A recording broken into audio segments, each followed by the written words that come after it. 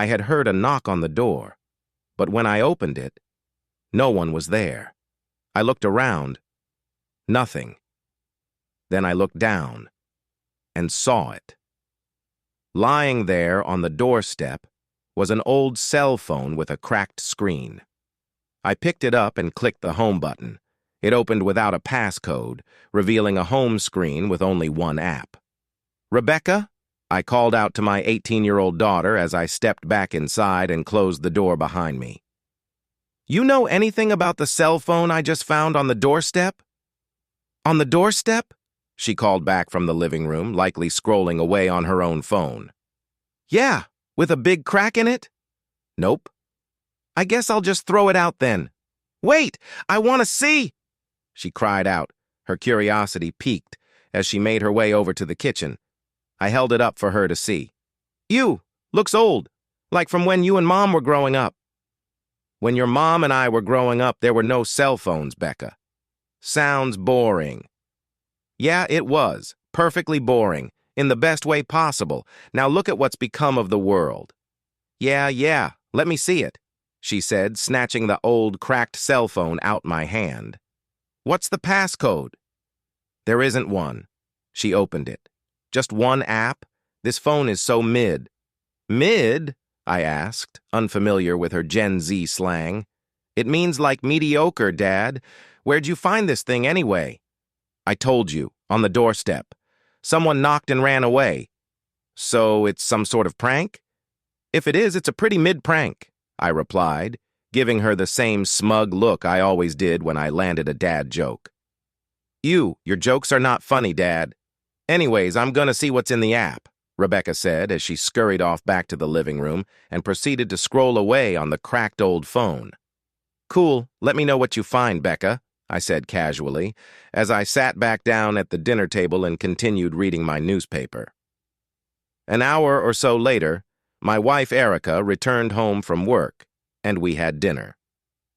"Rebecca, it's dinner time," Erica called out from the kitchen, but my daughter didn't reply.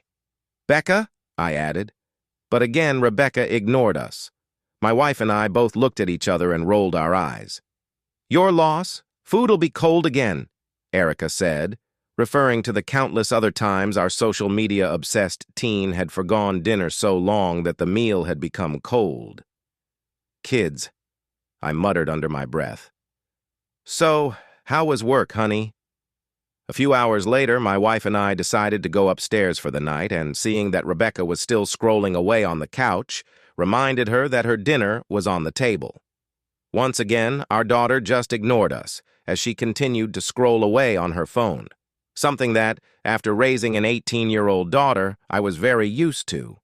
But this time, something was different. This time she was scrolling on a different phone. The old cracked phone I had found on the doorstep, to be precise. She's still using that old thing? Wonder what app was on there?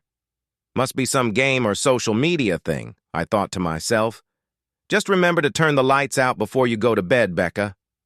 My wife called down before we retired to our bedroom, to no reply.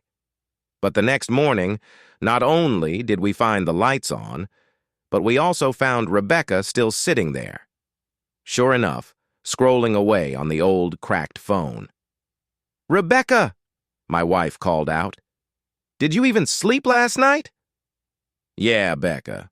You really shouldn't be pulling all-nighters like that," I added, as I went to the kitchen to put on a pot of coffee. But before I could make it that far, something caught my eye on the kitchen table. To my disbelief, there was Rebecca's dinner, still sitting there, completely untouched. That's when I knew that something was very wrong. By the time my wife and I were able to pry the old cracked cell phone out of our daughter's hands, Rebecca had gone into a sudden fit of rage. "Give it back!" she screamed, her eyes cold and lifeless.